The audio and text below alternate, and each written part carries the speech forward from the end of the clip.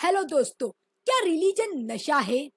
चलो जानते हैं असल में रिलीजन क्या है। क्या रिलीजन को पॉलिटिक्स में होना चाहिए? देखो दोस्तों, अगर आप यूरोप की हिस्ट्री जानते होगे, डार्क एज के बारे में जानते होगे, क्यों अफगानिस्तान और पाकिस्तान और कई मिडल ईस्ट स्टेट क्यों पीछे है, बैकवर्ड कंट्री है, और क्यों मिडिवल पीरियड को डार्क एज से जाना जाता है, क्या वजह थी? कई स्कॉलर्स कहते हैं कि उस पीरियड में रिलीजन जो था वो बहुत ही डोमिनेट कर रहा था और साइंटिफिक और कल्चरल एडवांसमेंट कुछ भी नहीं हुआ था। कोई तरक्की नहीं हुई साइंस में। और एक बात है, जब यूरोप डार्क एज में था तब क्रिश्चियनिटी डोमिनेट कर रहा था। मतलब कि जो पादरी लोग थे वो लोगों के पास पावर थी और उसके बाद किंग आता था, और वो लोग साइंटिफिक थ्योरीज को रिजेक्ट करते थे। और इसका सबसे बड़ा एग्जाम्पल है गैलीलियो की थ्योरी। उसने कहा था जो सन है वो तो स्टेडी है, बाकी के जो प्लानेट है उसके इर्द गिर्द घूमते हैं। तो ये जो पादरी लोग थे, रिलीजन वाले लोग थे, ये लोग चढ़ गए और उसने भाई हाथ जोड़ दिए, हाँ आप लोग सही हो, मैं गलत हूँ। एक इंटरेस्टिंग बात है, जब फगीव यानी माफी की बात आती है तब क्रिश्चियनिटी रिलीजन आता है। जैसे कि जीसस को सूली पे लटकाया गया था, तब जीसस कहते थे कि ओ फादर फॉरगिव देम। और जब डिसिप्लिन की बात आती है, रूल और रेगुलेशन की बात आती है, तब इस्लाम आता है। आपको पता ही होगा, बिफोर इस्लाम सब लोग जंगली या बारबरियन के जैसे रहते थे, कोई रूल और रेगुलेशन फॉलो ही नहीं करते थे। इसीलिए इस्लाम जो है ना, बहुत ही डिसिप्लिन वाला रिलीजन है। और जब गुलाल उड़ते हैं, जब ढोल नगाड़े बजते हैं, बहुत सारे पकवान बनाए जाते हैं, तब आता है हिंदुज्म। अब आते हैं पाकिस्तान, अफगानिस्तान, ईरान और अदर मिडल ईस्ट स्टेट पर। वो क्यों पीछे है? क्या वजह है कि इजराइल जो है उन्हें हरा देता है? हर बार इजराइल ने हराया है। एक साथ 7 नेशन को इजराइल ने हराया है। अब कोई कहेगा अमेरिका उसके पीछे था खड़ा, इसीलिए। दोस्तों, ये बात सही है, लेकिन दूसरी भी वजह है। ये वजह ये है कि वो लोग ज्यादा रिलीजन रिलीजन नहीं करते हैं, रिलीजियस पीपल नहीं है। लॉजिक या साइंटिफिक थ्योरीज और मॉडर्न एजुकेशन के हिसाब से चलते हैं। वो लोगों के पास इतनी सारी टेक्नोलॉजी है ना, और वो लोगों ने बहुत सारी टेक्नोलॉजी बनाई है। आप इजराइल के बारे में जानना चाहते हैं तो मैंने एक वीडियो बनाई है जिसकी लिंक मैंने नीचे शेयर की है। दोस्तों, एक काम करो, वर्ल्ड मैप लो और देखो कहाँ कहाँ रिलीजन ज्यादा पावर में है। और फिर एक और वर्ल्ड मैप लो, उसमें ये देखो कि कहाँ कहाँ ज्यादा अत्याचार होता है, कहाँ रूल और रेगुलेशन ज्यादा टूटते हैं, गरीबी कहाँ है। और आपको ये दिखेगा कि जहां रिलीजन को ज्यादा माना जाता है ना, वो सारे स्टेट पीछे है, बैकवर्ड कंट्रीज है। लोगों पे अत्याचार होता है और बहुत सारी गरीबी है, उनकी जनता दुखी है। इकोनॉमिक से लेके उनके अंदर सोशल प्रॉब्लम भी बहुत है। मिडल ईस्ट की हालत को देख लो, कितनी खराब है। वहां ज्यादा रिलीजन डोमिनेट करता है, पावर में है रिलीजन, और लोग भी बिलीव करते हैं, तो भी वहां अत्याचार होता है। इसके उलट आप देखोगे यूरोप को, वहां लोग काम करना चाहते हैं, लोगों का ड्रीम है कि मैं वहां जाके रहूं और अपनी कंडीशन बेहतर करूं। वहां के लोग जो है वो खुश है। ऐसा नहीं है कि यूरोप वाले बहुत ही दूध के धोए हुए हैं, लेकिन वहाँ की लिविंग कंडीशन बहुत ही बेहतर है ये सारे स्टेट से। हमारे देश का एग्जाम्पल ले लो, हमारे देश में भी जहाँ रिलीजन पावर में होगा वहाँ आप देख सकते हो कि वो लोग कितने पीछे होंगे और दुखी होंगे, उन पर कितने अत्याचार होते होंगे। और जहाँ पे रिलीजन इतना पावर में नहीं है वो स्टेट आगे होगी। अफगानिस्तान और पाकिस्तान से हमें कुछ सीखना चाहिए क्योंकि वो हमारे पड़ोसी है। वहाँ रिलीजन के चक्कर में लॉजिक को खत्म कर देते हैं। कोई साइंस में तरक्की नहीं की है, टेक्नोलॉजी में भी नहीं आगे है। हम जो है उनसे आगे है अगर ऐसे देखें तो। लेकिन हमारा जो इंडिया है सेम वही राह पे अब चल रहा है। लोगों को नशा चढ़ गया है रिलीजन का और इस नशे में लोग बहुत ही खुश है। ऐसे ही पाकिस्तान पहले खुश था जब वो एक स्टेट बना था रिलीजन वाला। आपको पता ही होगा पाकिस्तान का full name the Islamic Republic of Pakistan. जिस बुनियाद पे बना था वही बुनियाद पे आज हम चल रहे हैं। देखो दोस्तों, हम पहले सेक्युलर थे, इतने नहीं कट्टर थे और इसी वजह से आगे थे। हम सबको पकड़कर और साथ मिलकर चलते थे। लेकिन आज उलट हो गया है, हम दूसरे रिलीजन वाले पे अत्याचार कर रहे हैं। आप देख सकते हो क्या हमारा रिलीजन जो है, हमारा धर्म जो है हिंदू धर्म, दूसरों पर अत्याचार करना सिखाता है और दूसरों को नीचा दिखाना सिखाता है क्या? वो सब यूनिवर्सिटी को छोड़ के असली किताबें पढ़ो। और एक बात, जब हम छोटे बच्चे थे तो पेरेंट्स कहते थे भगवान तुम्हारी रक्षा करेगी, भगवान के पास बहुत शक्ति है, वो सब जानते हैं। लेकिन बड़े होके तो कुछ और ही नारे हमें सुनने को मिल रहे हैं।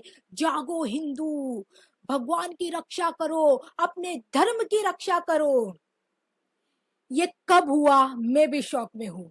व्हाट्सएप पे एक मैसेज आया था, जागो हिंदू, हिंदू खतरे में है।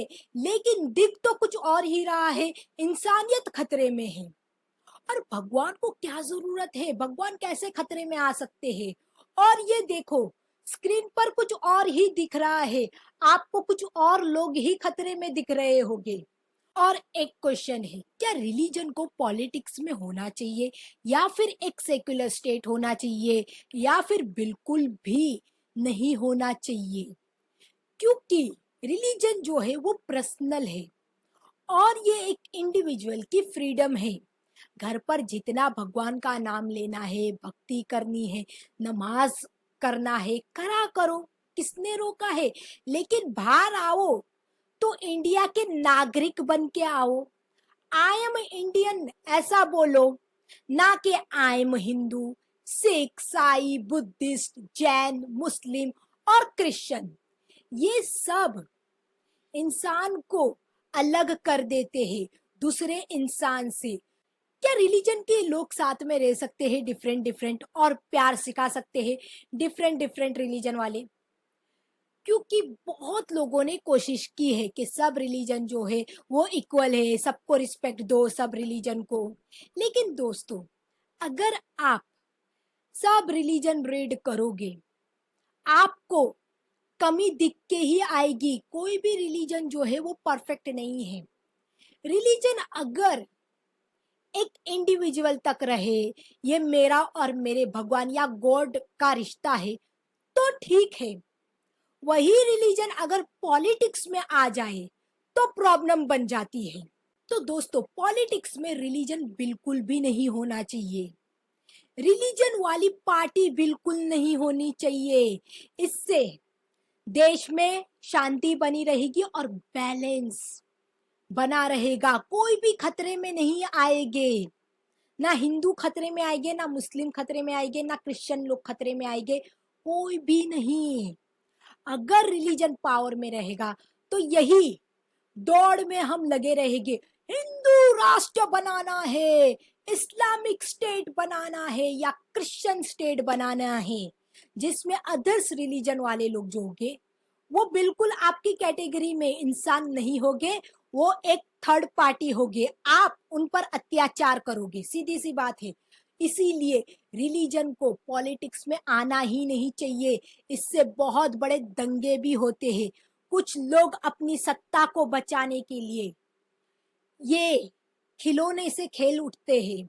दोस्तों, मैं रिलीजन के बिल्कुल अगेंस्ट नहीं हूँ। जो रिलीजन को मानना है मानो, राम को मानो, रहीम को मानो, अल्लाह को मानो, जीसस को मानो, कृष्ण को मानो, जितनी देवी देवता है उन्हें मानो, लेकिन पॉलिटिक्स में रिलीजन नहीं होना चाहिए। पॉलिटिकल कोई भी पार्टी रिलीजन वाली नहीं होनी चाहिए। इससे हमारा देश जो है ना खतरे में नहीं आएगा और लोग खतरे में नहीं आएंगे, बल्कि वो लोगों की सत्ता खतरे में आएगी। वो लोग रिलीजन को ओपियम के जैसे यूज कर रहे हैं। हमें रिलीजन का नशा करवाते हैं और हम उस नशे में खुश हैं और वो लोग अच्छे से दे रहे हैं। इसीलिए दोस्तों, रिलीजन को पॉलिटिक्स में नहीं होना चाहिए। और अगर रिलीजन पॉलिटिक्स में नहीं होगा तो जो बाकी के मुद्दे हैं जैसे अनएम्प्लॉयमेंट, इकोनॉमी की कंडीशन, हॉस्पिटलिटी, फ्री में एजुकेशन वाली बात और हमारी लिविंग कंडीशन, ये सब की बात होगी, किसानों के हक की बात होगी। लेकिन जहां रिलीजन आ जाएगा स्टेट में, ये सारे मुद्दे जो है वो छुपाए जाएंगे, सिर्फ रिलीजन रिलीजन किया जाएगा।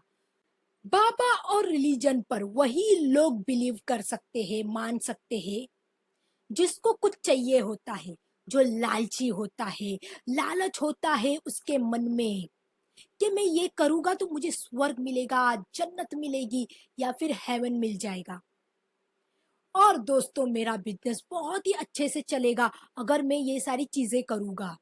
और दूसरी तरफ लोग इस तरीके से भी मानते हैं कि अगर मैं ये नहीं करूंगा तो मेरे साथ बहुत ही बुरा हो जाएगा, उसको कहते हैं डर। कुछ कुछ लोग डर से भगवान को मानते हैं कि कहीं भगवान नाराज ना हो जाए, मुझे स्वर्ग में से ना निकाल दे, जन्नत में से ना निकाल दे, कहीं मेरे साथ कुछ बुरा ना हो जाए। ये सोचकर रिलीजन को मानते हैं। मेरा ख्याल ये है कि सब स्कूल्स में एक चीज सिखानी चाहिए, सब रिलीजन के बारे में बताओ, फिर उन बच्चों को वो सबको पता चलेगा कि हमारा रिलीजन कितना अच्छा है, दूसरों का रिलीजन कितना महान है। दोस्तों, अगर आपका फेथ किसी चीज पर है, रिलीजन पर बहुत ही आप बिलीव करते हो, ये भगवान वो भगवान पर, ठीक है, वो अगर इंडिविजुअल तक रहता है। अगर कोई दूसरा पर्सन आ जाए और आपको सिखाता है कि जैसे बाबा लोग, पादरी, मौलाना हो, ये सब आपको कहते हैं मैं तुझे भगवान से जोड़ देता हूँ, मैं तुझे खुश कर दूंगा कि भगवान को कैसे खुश करना है, वो सारी चीजें बताऊंगा कि जिससे तू भी खुश रह सकता है और भगवान भी खुश रहे, और मैं तेरा गॉड से कनेक्शन करवा देता हूँ, या अच्छे दिन तेरे ला देता हूँ। ये सब चूतिया बना रहे हैं आप। पहले के साधु लोगों को देखो, गौतम बुद्ध, महावीर, मीराबाई को ले लो, स्वामी विवेकानंद को रीड किया है क्या? वो लोगों ने अपने पैलेस छोड़े और लग्जरी लाइफ छोड़ दी। आपने गौतम बुद्ध की स्टोरी सुनी होगी, सबसे कॉमन है। और आज के पाखंडी साधुओं को देखो, बड़े बड़े और अच्छे से आश्रम बनाते हैं जैसे पैलेस हो। जो लोग आपको धर्म के बारे में बताते हैं, वो असल में ये सारे बाबा लोग आपका शोषण कर रहे हैं। ये लोग जब मरेंगे ना तब आपको पता चलेगा। ये पॉलिटिक्स वाले कहते हैं मैं तो राम का बहुत बड़ा भक्त हूँ, कोई साधु कहते हैं कि मैं इसका भक्त हूँ कृष्ण का। ये सब ढोंगी ढोंगी है। आज के जमाने वाले जितने भी लोग हैं वो सब ढोंगी है। जैसे कि जिन्ना को देख लो, वो इस्लाम को बिल्कुल भी नहीं फॉलो करता था, वो तो बल्कि एक लिबरल था, पीक भी खाता था, शराब भी पीता था, सब चीज की है उसने। लेकिन रिलीजन के नाम पर वो पॉलिटिक्स खेलता था, रिलीजन के नाम पर उसने स्टेट की डिमांड की और आज बहुत ही बुरा हाल है। दो ग्रेट एग्जाम्पल है दोस्तों, एपीजे अब्दुल कलाम, इन्होंने अपने आप को कभी भी बाबा या मुल्ला के सेंट नहीं कहा है। और अटल बिहारी वाजपेयी को ले लो, उन्होंने भी कभी अपने आप को साधु बाबा नहीं बोला है। मैं विष्णु हूं, जिस तरीके से हमारे पीएम मोदी अपनी बड़ास मारते रहते हैं, ऐसा कभी उन्होंने नहीं बोला है अटल बिहारी वाजपेयी ने, जितना झूठ नरेंद्र मोदी ने बोला है। ये दोनों महान थिंकरों ने कभी भी शादी नहीं की, लेकिन इनका नाम एक अच्छी कैटेगरी में है। लोग आज भी उन्हें याद करते हैं अच्छे नाम से, कि इंसानियत की मिसाल ये लोगों को देते हैं, अटल बिहारी वाजपेयी और एपीजे अब्दुल कलाम जैसे लोगों को। आपको एक बात बोलनी थी, नेहरू जी, पता है जवाहरलाल नेहरू हमारे फर्स्ट प्राइम मिनिस्टर, उनकी आत्मा जो है ना भटक रही है, क्योंकि हमारे इंडिया में जो भी होता है उसका पूरा बिल जो है ना नेहरू जी पे ठोका जाता है। नेहरू जी ने ये किया, 70 साल में देश का हाल बिगाड़ दिया। मोदी जी कुछ हैंडल ही नहीं कर रहे हैं, कुछ कर ही नहीं पा रहे हैं। जब से देश आजाद हुआ है और अब तक नेहरू जी ही सब कर रहे हैं। अभी के जो डिसीजन जो है ना वो भी नेहरू जी ही ले रहे हैं, पॉलिसी भी नेहरू जी बना रहे हैं, अडानी को अमीर भी नेहरू जी बना रहे हैं, अंबानी को भी, देश में राम मंदिर भी नेहरू जी बना रहे हैं। सारी की सारी मणिपुर से लेके हर एक चीज में नेहरू जी का ही हाथ है। सिर्फ मोदी गवर्नमेंट जो है ना आराम कर रही है या फिर बैठी है कब हमारा नंबर आ जाए। तो दोस्तों, उम्मीद है कि आपको ये वीडियो अच्छी लगेगी। शेयर एंड सब्सक्राइब और कमेंट भी पास कीजिए, आपका क्या ख्याल है रिलीजन को लेके।